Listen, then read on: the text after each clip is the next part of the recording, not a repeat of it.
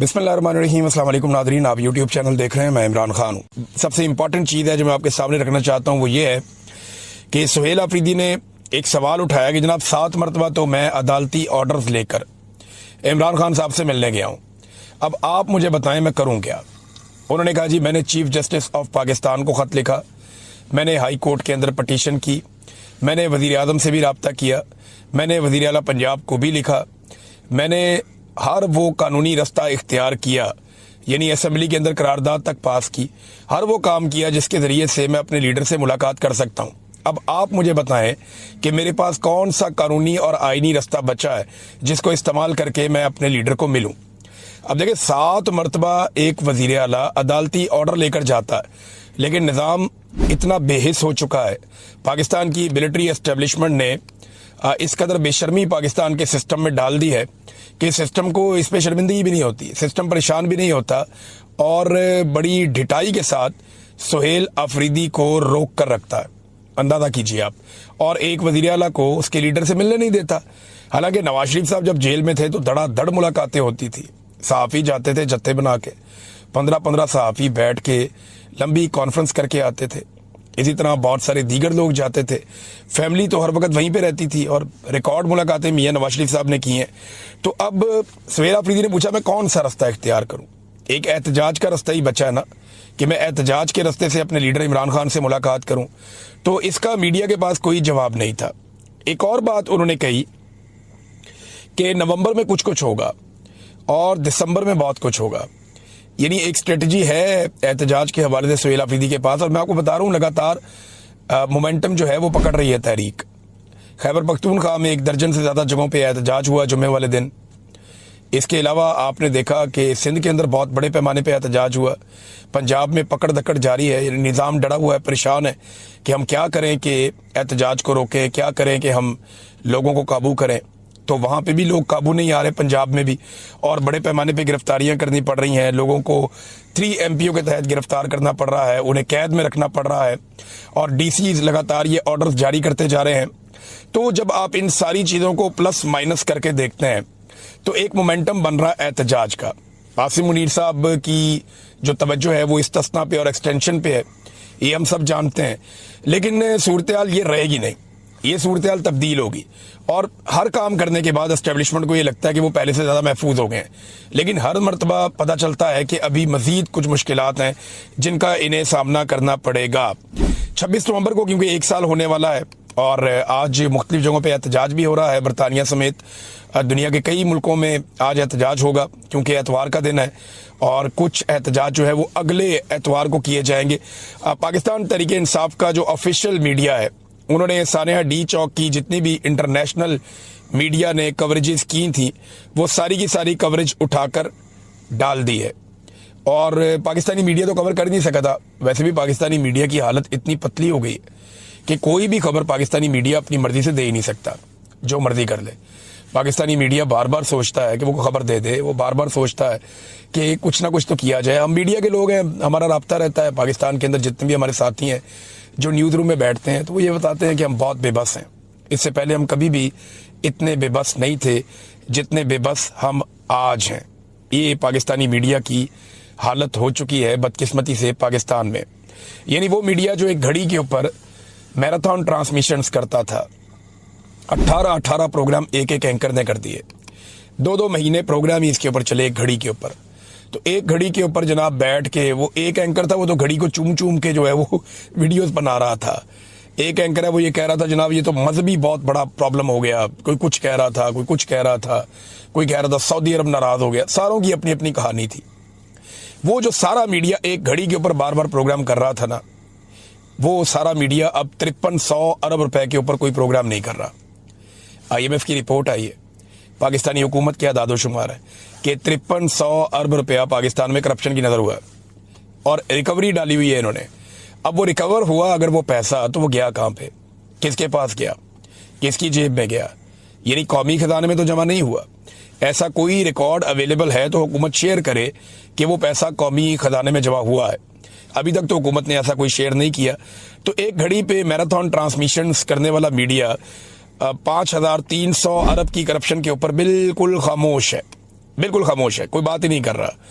ناظرین ایک چیز اور ہے, میں یہاں پہ اس کو ایڈ کرنا چاہتا ہوں, یہ انتہائی افسوسناک چیز ہے. سہیل آفریدی کے حوالے سے ایک اور ڈاکومنٹری جاری کر دی گئی. پہلے کچھ ڈاکومنٹریز اور کچھ خبریں جاری کی گئیں اور مختلف صحافیوں کا نام لگا دیا گیا, لیکن وہ نامعلوم ذرائع سے خبریں آئی تھیں. ان صحافیوں نے ان خبروں کو اور ان ویژولز کو یا ان ڈاکومنٹریز کو ڈس اون کر دیا. اب نامعلوم افراد تو ہوتے تھے, وہ جبری طور پہ لاپتہ تو کرتے تھے, لیکن اب نامعلوم افراد جو ہے وہ ڈاکومنٹریز بنا کے جبری طور پہ صحافیوں کے کھاتے میں ڈال رہے ہیں. ہے نا عجیب بات؟ جیسے کیسی عجیب بات ہے. ابھی ایک صدر ہیں پشاور پریس کلب کے ایم ریاض صاحب, ان کے کھاتے میں ایک ڈاکومنٹری ڈال دی گئی سہیل آفریدی کے خلاف.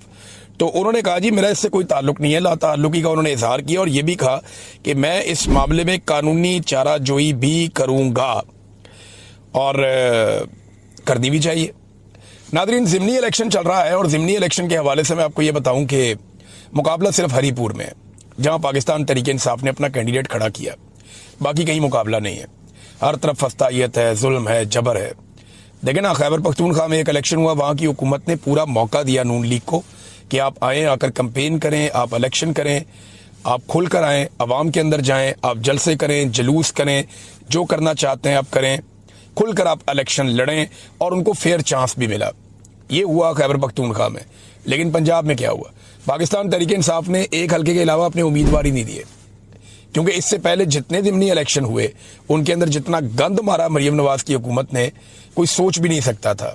اور جو کچھ الیکشن کمیشن نے کیا وہ بھی پوری ایک کہانی ہے, اور آپ سب اس کہانی کو بڑی اچھی طرح جانتے ہیں. نون لیگ کے کیمپ میں بے چینی ہے ہری پور میں, اور اس کے کچھ ویژول بھی سامنے آئے. کیپٹن صفدر سے ان کے کزن مل رہے تھے, اور پھر اس کے بعد جس قسم کی وہاں پہ گالم گلوچ سننے کو مل رہی تھی, بڑی بے چینی ہے. انہیں نظر آ رہا ہے کہ وہ یہ الیکشن جیتنا ان کے لیے مشکل ہے.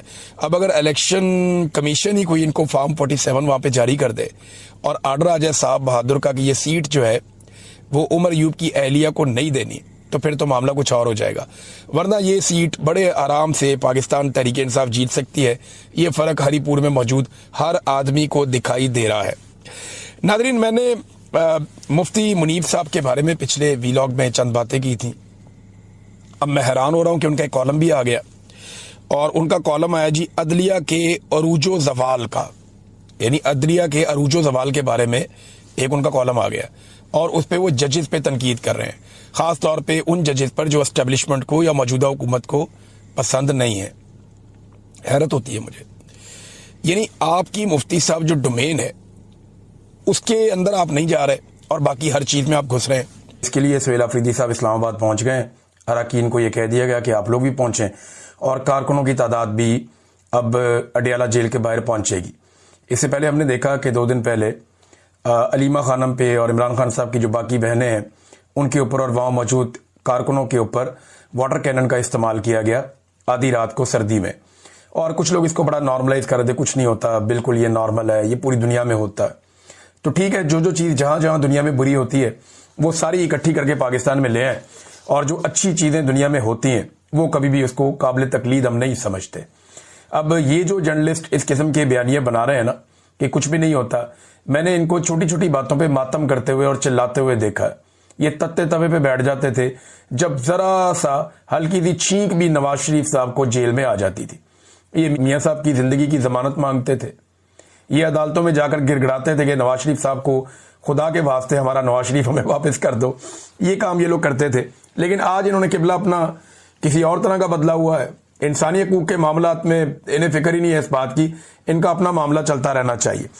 سہیل آفریدی صاحب جو ہیں وہ آج 10ویں مرتبہ آئیں گے نظام کو ننگا کرنے کے لیے.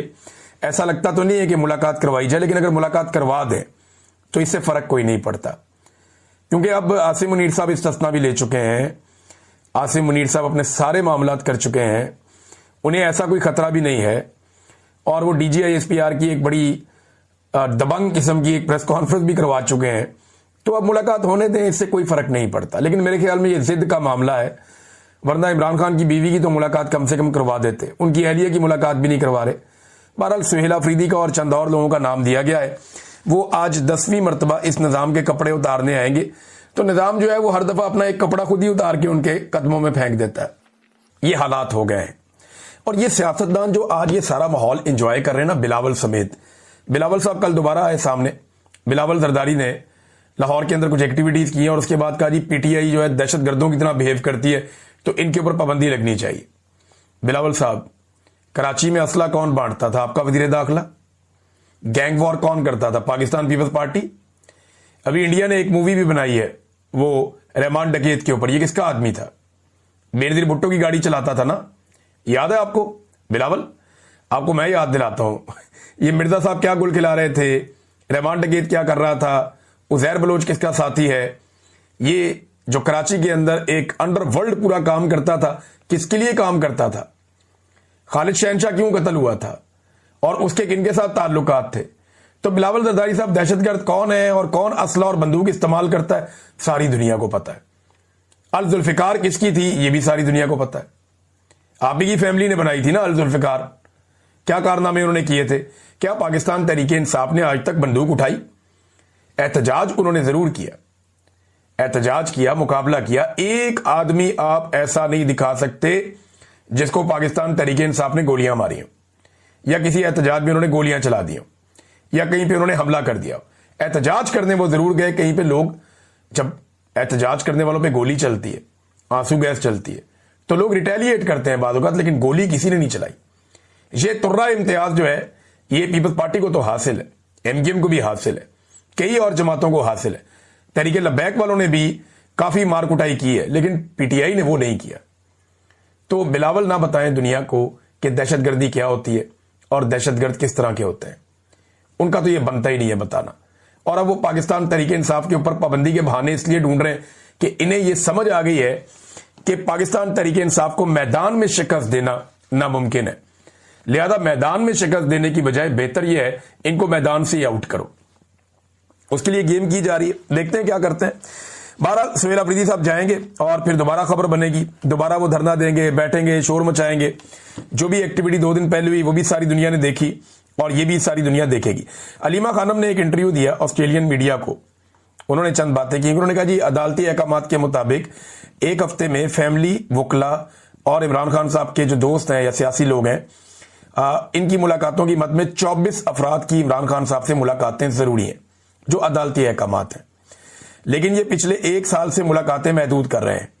یہ پہلے 6 فیملی ممبر سے 3 پر اور 3 سے پھر 1 پر اور پھر بالکل ملاقات پر پابندی پر پہنچ گئے ہیں. یہ علیمہ خانم نے کہا. انہوں نے کہا ان کے لیے مسئلہ یہ ہے کہ عمران خان اس وقت 85 سے 90% تک عوام کی آواز ہے اور 11 دسمبر کو انسداد دہشت گردی کی عدالت میں پیش ہو رہی ہوں یعنی آج کے دن، اور چارج ہو کر شاید سزا کی طرف یہ مقدمہ جا رہا ہے. میرے اوپر الزام یہ ہے کہ عمران خان کا پیغام میں نے قوم تک کیوں پہنچایا، اور عمران خان کا پیغام یہ تھا کہ قوم اپنے حقوق کے لیے، جمہوریت کے لیے، رول آف لا کے لیے کھڑی ہو جائے.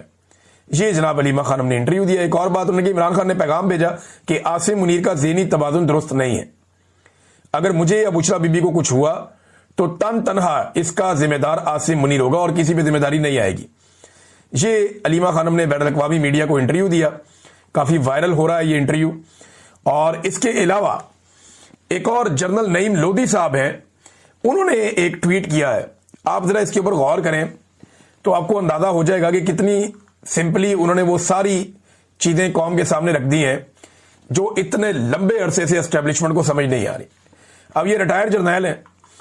یہ کہتے ہیں آج اگر آپ ڈپلومیسی ڈپلومیٹس کے حوالے کر دیں، معیشت اکانومسٹ کے حوالے کر دیں، سیاست سیاستدانوں کے حوالے کر دیں، بات چیت قبائلی بڑوں اور سیاستدانوں کے حوالے کر دیں اور اپنے کام پر توجہ مرکوز کریں. اگر 6 ماہ میں سب ٹھیک نہ ہو جائے تو آپ کہیے گا. یہ تو 6 ماہ کہہ رہے ہیں نا، 4 ماہ میں سب ٹھیک ہو جائے گا. آج ملٹری اسٹیبلشمنٹ اس میں سے نکل جائے، یہ جو کھیل وہ کھیل رہے ہیں کھیلنا بند کر دیں، سیاستدانوں کو سیاست کرنے دیں اور مذاکرات کا رستہ کھولیں اور چیزوں کو چلنے دیں. ڈپلومیسی جو ہے ڈپلومیٹس کریں نا، معیشت کو چلانے کے لیے اکانومسٹ آگے آئیں، نہ کہ یہ خود اپنا دماغ وہاں پہ لگائیں. تجربہ ہی نہیں ہے اس کے اندر ان کا، یہ کر ہی نہیں سکتے. جو ساری زندگی تربیت لی ہے لڑنے کی، ٹھیک کرنے چل پڑتے ہیں معیشت کو. تو معیشت کیسے ٹھیک ہوگی؟ وہ تو نہیں ہو سکتی. تو یہ ناظرین جنرل لودھی صاحب نے کہا ہے، لیکن انہیں کسی کی بھی بات ابھی سمجھ نہیں آ رہی. تو بات ان کو جب سمجھ آئے گی تو پھر ایک مثال ان پہ سچ ثابت ہو جائے گی کہ اب پچھتائے کیا جب چڑیاں چگ گئیں کھیت.